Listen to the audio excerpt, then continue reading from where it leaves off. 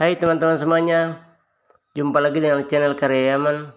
Kali ini saya akan menyampaikan konten tentang bagaimana cara melakukan sertifikasi benih kelapa atau sertifikasi bibit kelapa.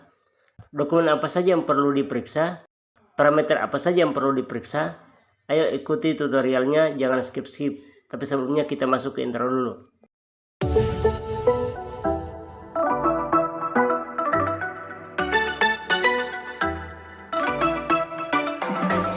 Baik teman-teman, sebelum kita melakukan sertifikasi, hendaknya kita melakukan pemeriksaan dokumen dari mana sumber bibit atau sumber benih kelapa yang diperoleh, apakah dari pohon induk terpilih, dan masih dilakukan pemeriksaan atau determinasi setiap tahun. Itu harus dipastikan. Lalu kemudian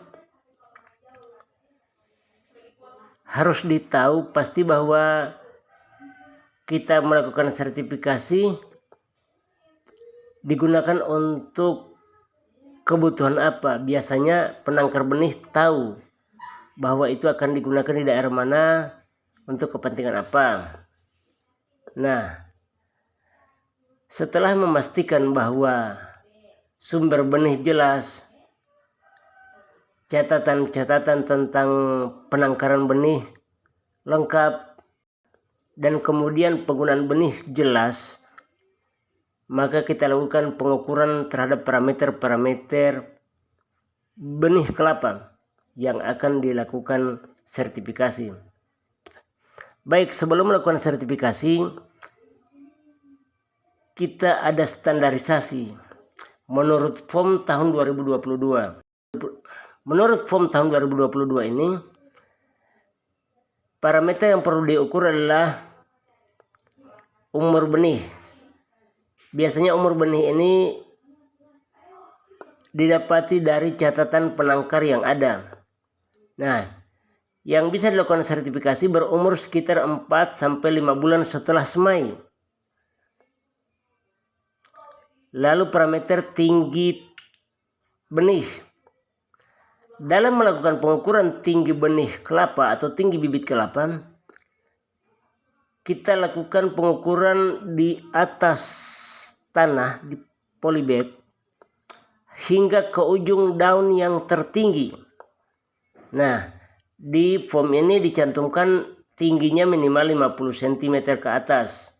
Minimal 50 cm ya. Lalu yang kita amati adalah warna daun.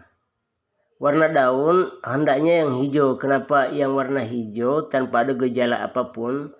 Karena dari warna hijau itu menggambarkan bahwa